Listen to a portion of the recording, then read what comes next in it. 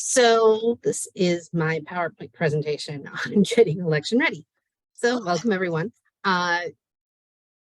You guys pretty much know my my background as a journalist and specializing in elections. I'm not going to get into a lot of details about that and why I'm good for this. I'm good to talk about this stuff, but I will say that getting people election ready is something that has been very important for me the last few years. In Florida, I do a lot of work with our websites and writing stories and getting into the nitty-gritty of laws and how things are done and talking to the supervisors of elections, and they're all sick of hearing of me now. So I did my best to try to find some information for other states as well.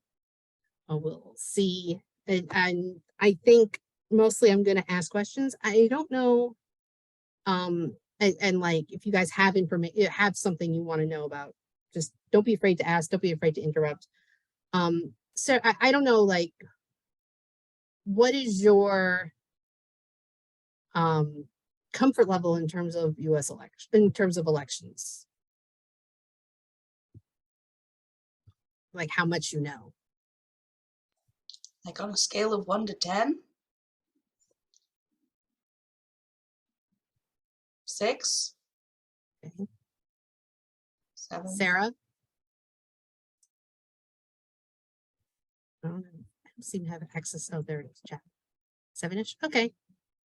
Julie, I know you're kind of just along for the ride, aren't you? You know, it's always before the when you vote for a new president, the medias here are full of it. So that's the stuff I know. Usually it's 1 or 2 documentaries about it on TV, but yeah, we usually see the outcome on TV. That's what they tell us, but in detail, I'm just here for listening. Okay. Well, we actually go to the polls every 2 years because we do midterm elections. And they are our congressional races, some of our Senate races in federal level, and then a lot of state races.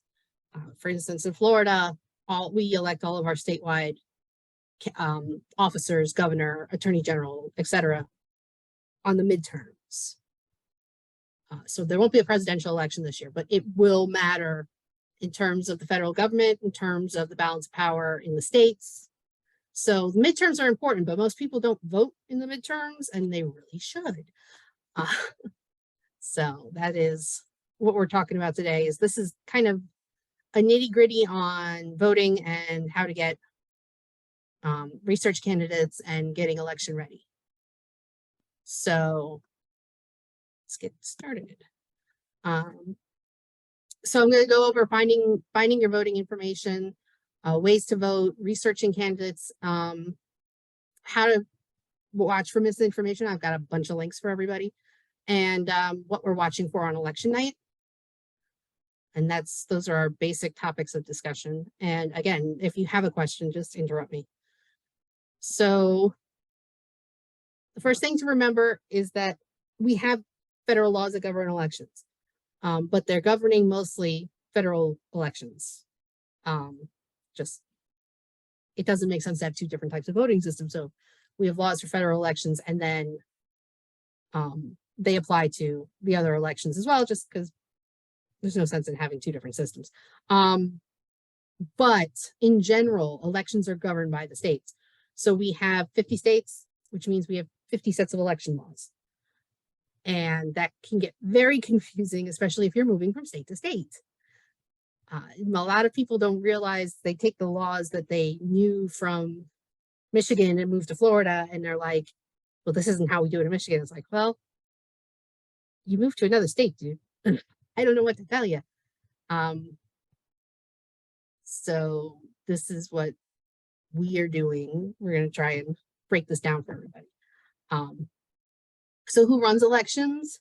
The people who actually run at the state level, most elections are run by a board of some kind, or a Secretary of State. in 37 states, it's the Secretary of State who runs the election, who has election-related duties of various levels. And the 24 of them are elected. Others are appointed by lawmakers. And the ones that are elected, it's going to get very interesting because we could be voting for people who are 2020 election deniers.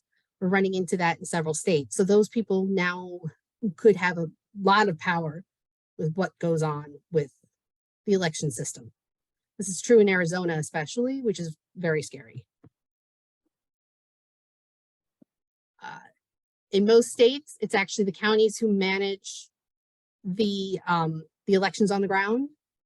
So designing the ballots, counting the ballots, managing polling precincts, registering people to vote.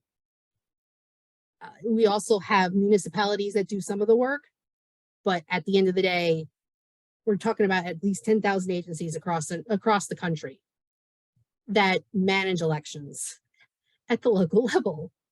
So who does it for yours? It's a good question.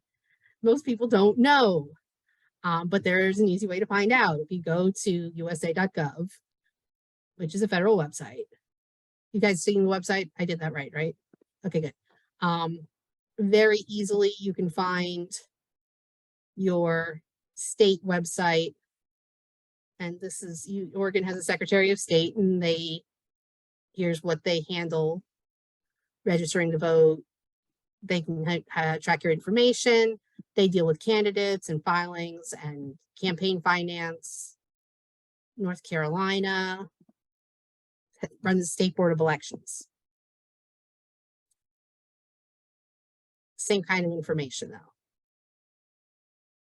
And what's also great about usa.gov is that if you need to find local election information, you can do that as well. So like here's Florida, and it'll give you screen. Okay. Election official contact details. So that is the easiest way to get your election information straight from your official government. But we're going to go into detail of other places you can go that'll help you with that sort of thing, getting your sample ballot, researching candidates, that sort of thing. How to vote. I assume you guys are all registered in your state. So you don't have to worry too much about that. Good, yes.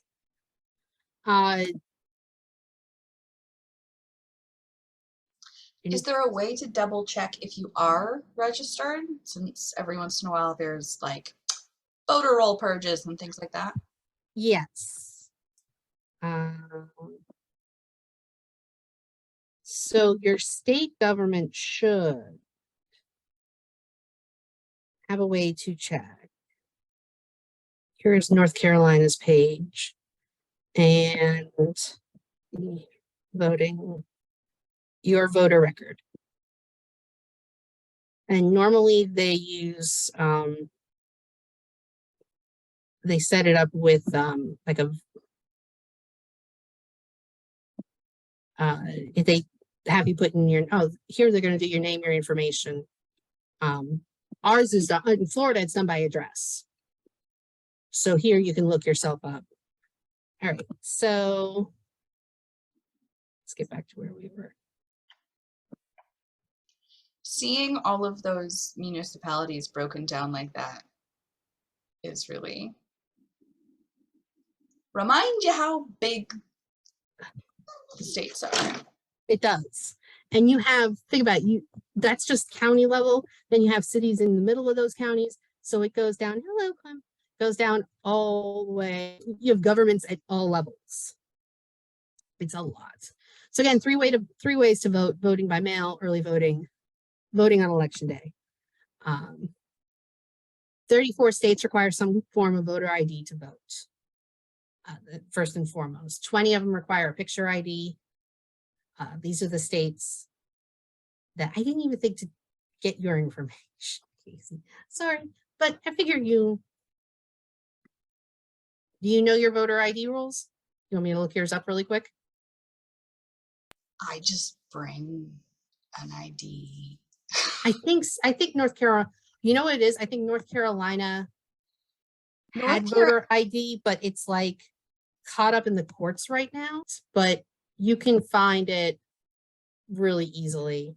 But I do think that in North Carolina, the courts have the, you're like caught up in the courts on that one. So you may not actually need to have your ID. You should just bring it with you anyway. Because you don't know what poll worker is going to give you a hard time. So voting by mail is also known as absentee ballot voting. 35 states allow absentee ballot voting without an excuse. Oregon is one of those states that has no excuse absentee. Actually, I think they even send ballots to everybody in Oregon. 27 states require you to verify signatures against records. So make sure that you sign your voter information, your ballot. Usually they provide you with an envelope and there's a signature place to put it outside. So make sure to sign that. Yeah, Sarah, like Oregon is really, really open on voting and they still don't have any fraud. Shocking. It's like, it is possible. Voting early. With 46 states allow early voting in person. Early voting is going on right now for the November election in some states. And again, they allow for weekend voting because not every state has laws that require a boss to allow you time off to go vote, like Florida doesn't. And of course, we don't have a national election day where everything shuts down and you go vote in the United States. We would, but we don't. So early voting has become really popular because of the ease of it, especially like in Orange County where I am. It's very popular because we have such a population that doesn't work standard 9 to 5 hours because they're in the hospitality business. So early voting and vote by mail has become extremely popular in Orange and Osceola County and in our area because of that. And again, early voting does not normally take place at assigned polling places, but you can find your polling place by going to your county websites. They will have lists for you. They also may, I don't know how different counties, every county does it, but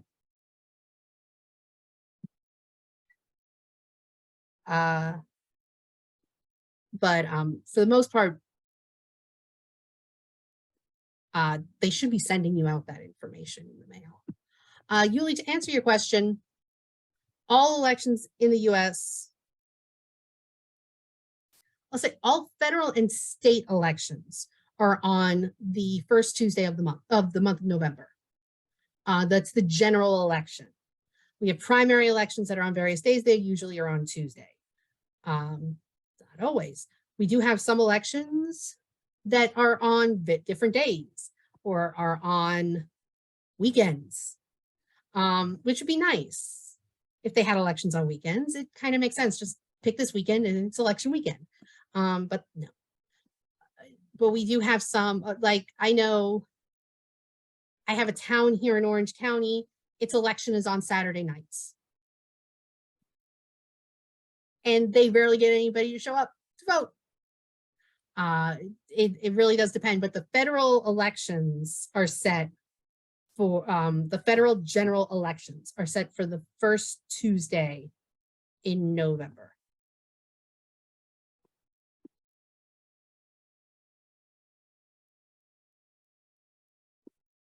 So.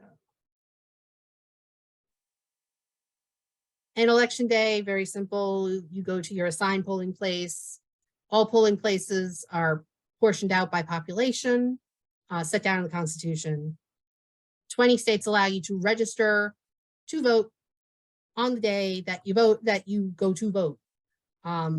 Otherwise, you have to register beforehand. And polls close at various times, depending on the state.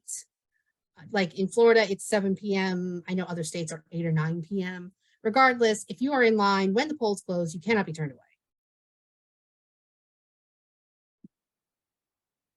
So researching your ballot. One thing, many states mail out sample ballots. Now I was supposed to go check my mailbox because I think my sample ballot is in, but because I was gonna, AIDS.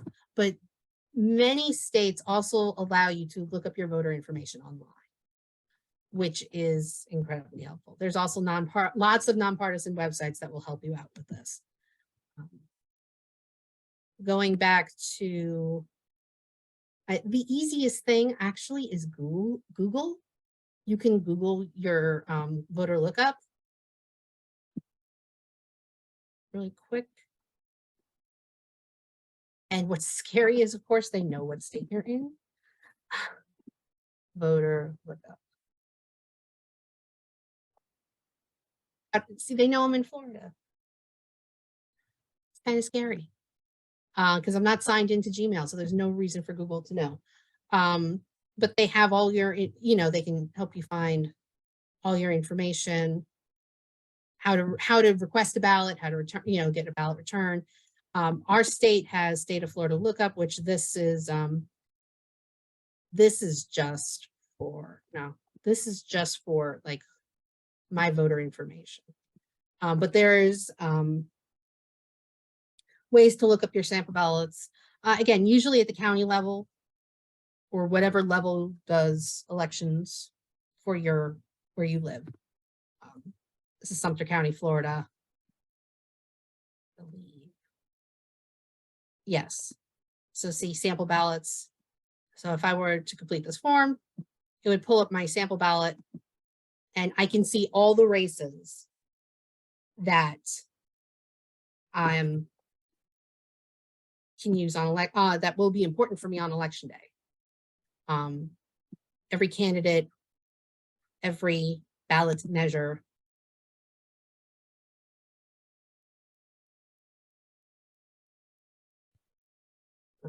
So getting back to this. Researching your ballot. I'm going to talk about each of these links. We'll just go through them really quick. I'm not going to show them all, but I can. Vote411.org is the League of Women Voters website.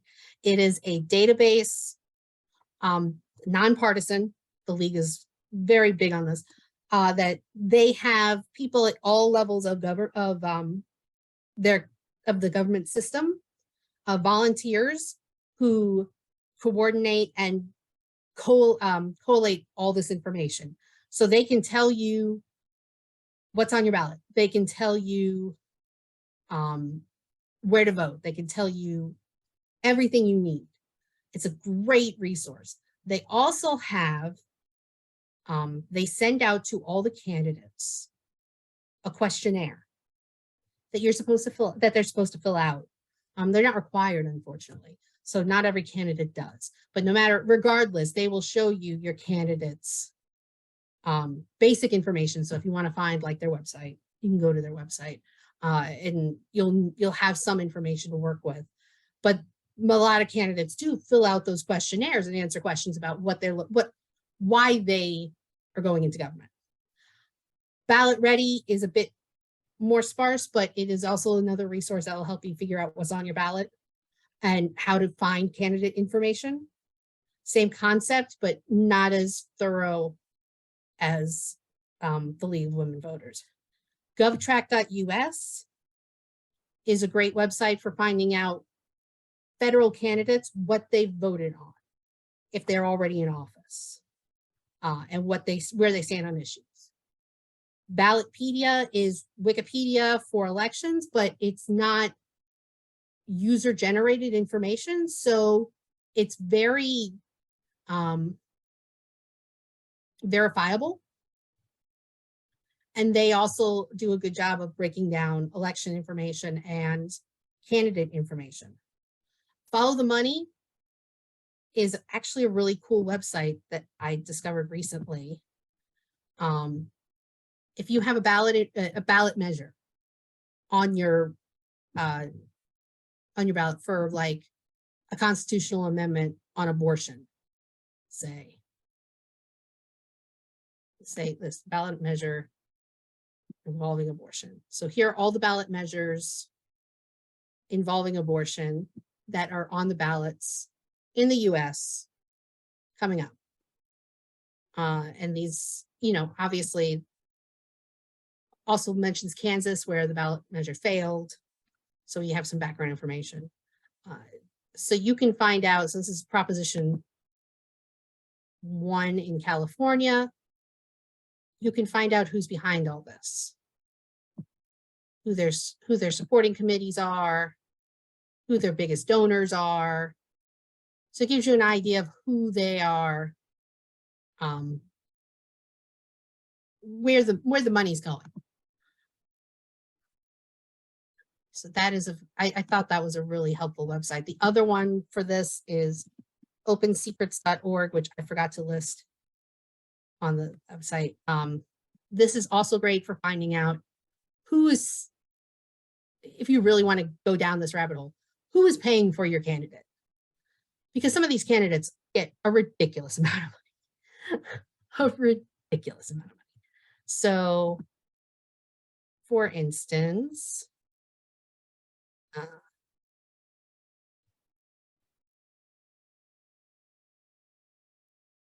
let's talk about dear old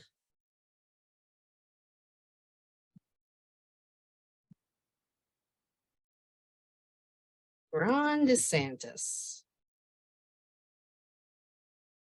And you can see, it's over here. Yeah, Ronnie Boy has actually broken donor records for governor this year. And he's got, this is nothing because this does not include his PAC, his political action committee, where people can put in money as much as they want.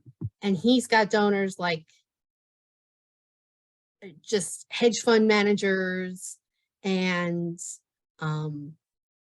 this billionaire out in Las Vegas who believes in aliens, and all these people, they're just pouring money into his campaign. He has hundreds of millions of dollars. And when he's done with this, winning this election, because he will win, he's going to fund that into his presidential campaign. Yeah, I might just be making that up, but I don't think I am, and nobody else does either. He running.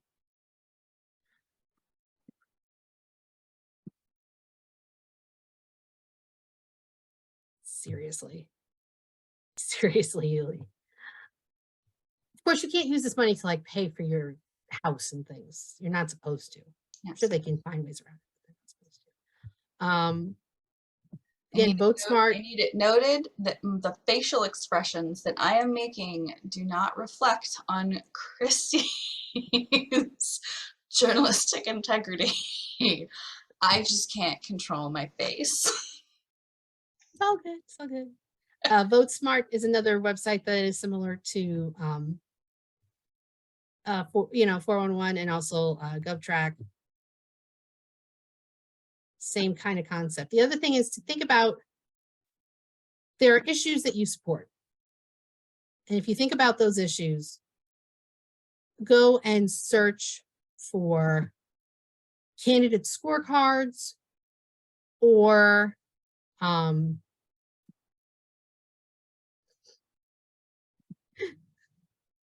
candidate scorecards or legislative report cards. Oh, come on, open. Current slide. You get this. There it is. Slideshow. There are a lot of places that will tell you. VoteSmart actually does have some of this information, and so does Ballot Ready. Will say things like, this candidate has an endorsement from Emily's List, or this candidate got an A rating from the NRA. And some of that information will be on their websites too. Most Republicans will tell you if they got an A rating from the NRA, the National Rifle Association. Not a problem. But if you look up like Sierra Club, if you care about environmental issues, the ACLU, a lot of these places will have some form of legislative scorecard.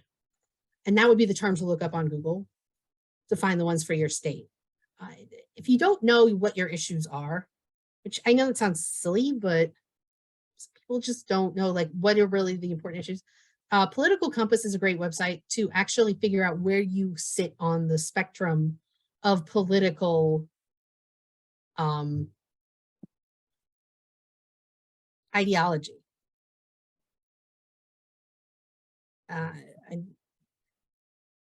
It's a test. And there's 6 pages of questions, but it breaks down where you stand, and that can help you kind of figure out your issues. They also give you they also have a lot of places with background information on political groups, political ideologies, you know, elections. There's the Brazilian election. It's just a good resource, I think. So fact checking the candidates, I think most people trust fact checkers, right? You guys are, but maybe who doesn't? Well, I know some people who don't.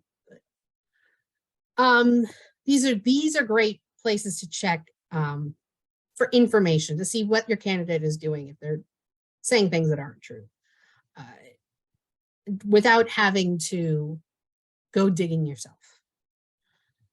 Factcheck.org, PolitiFact are the big 2 that everybody uses. I just do.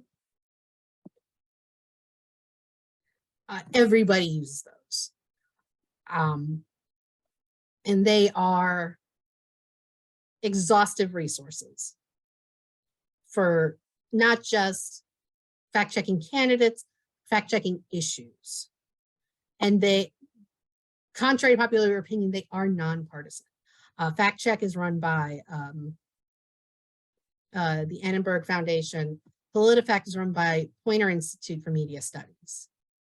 Duke Reporters Lab is the Duke Journalism School, and they kind of collate all of these. They even have an app called Backstream, which will send fact-checking information like direct to your phone if you want that sort of thing. On the Issues is another, oh, I put the wrong link there. No, I didn't. There it is. On the Issues is another site where they can help you kind of fact check. You know, a candidate says they didn't vote on abortion. Well, this page will tell you if they did, kind of thing.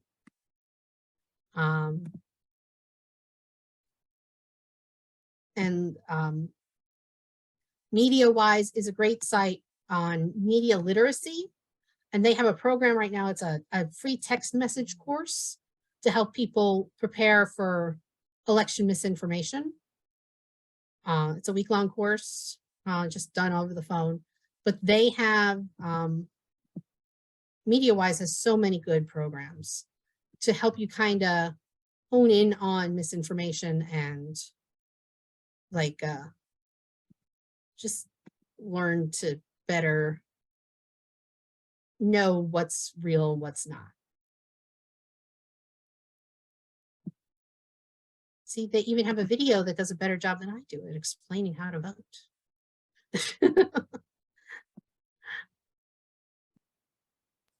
Impossible. Aw.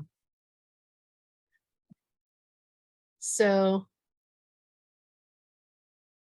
what can we expect on election night? This is just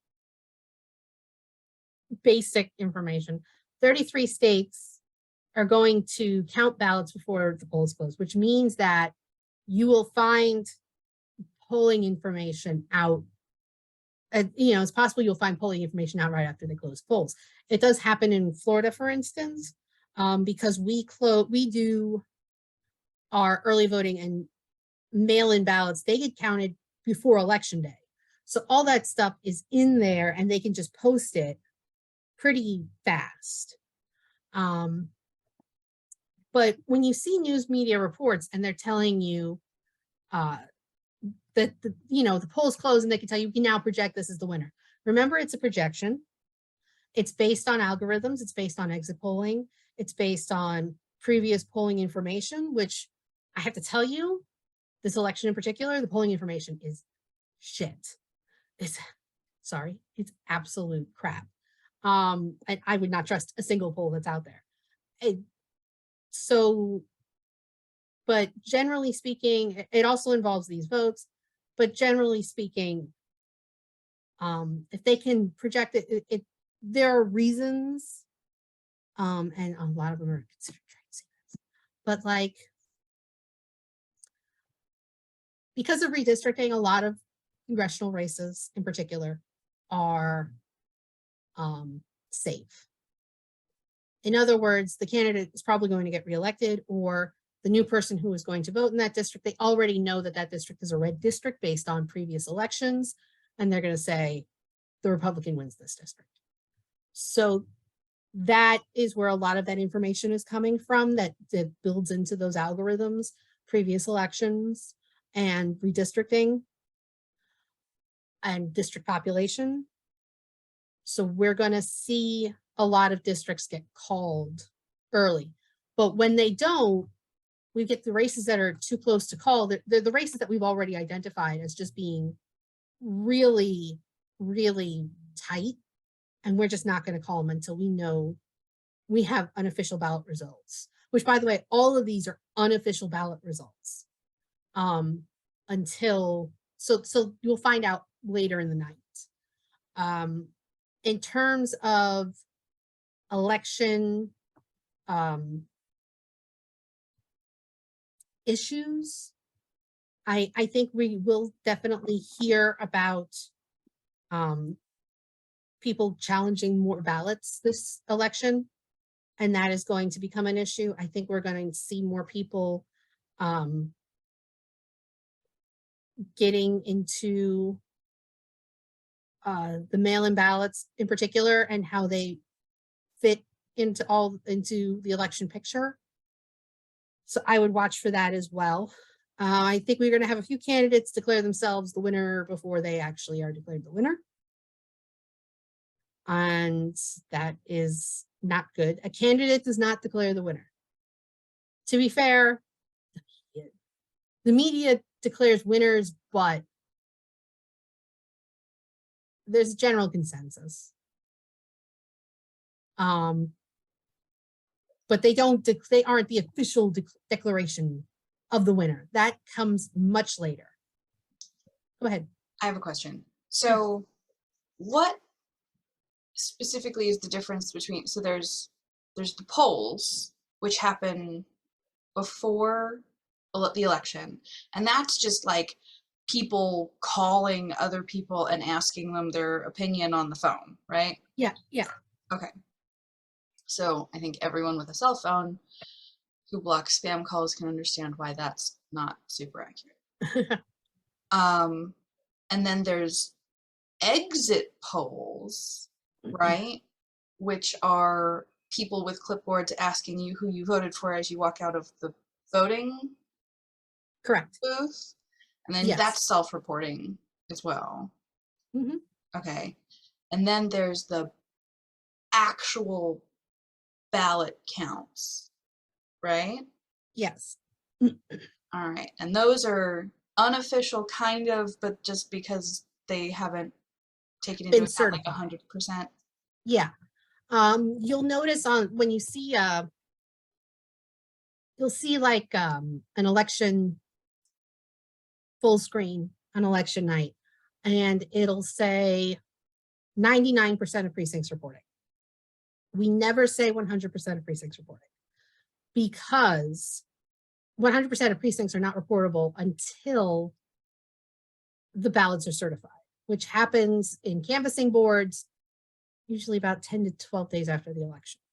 But nobody wants to wait 10 to 12 days to find out if an election is, settled. So we do that.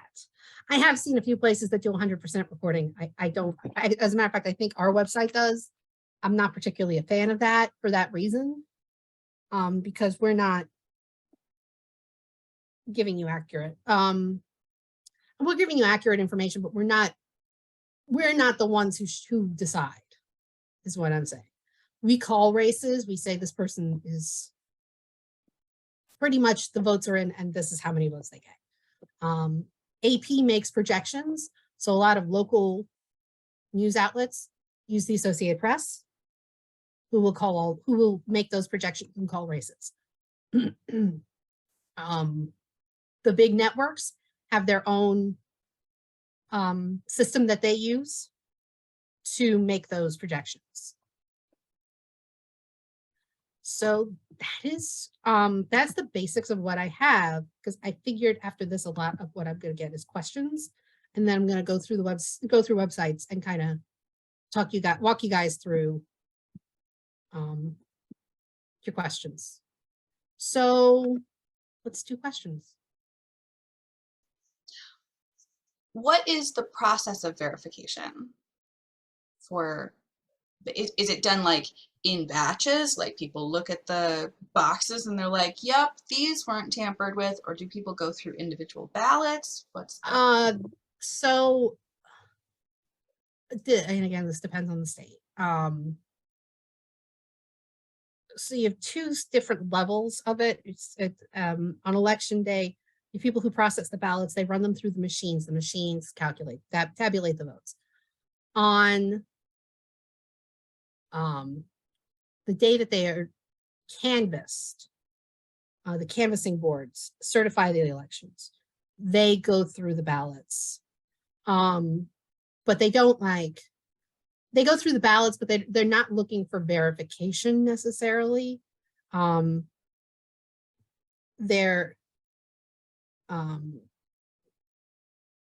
ballots they assume have already been good because they went through the machines okay. And the machines, by the way, are not hooked up to networks, which a lot of people don't know. So they can't change votes. The machines are highly decentralized. And there are in Florida, at least, there are paper rolls to go with them. If there are hand recounts, then they go in and they recount every ballot and look at every ballot.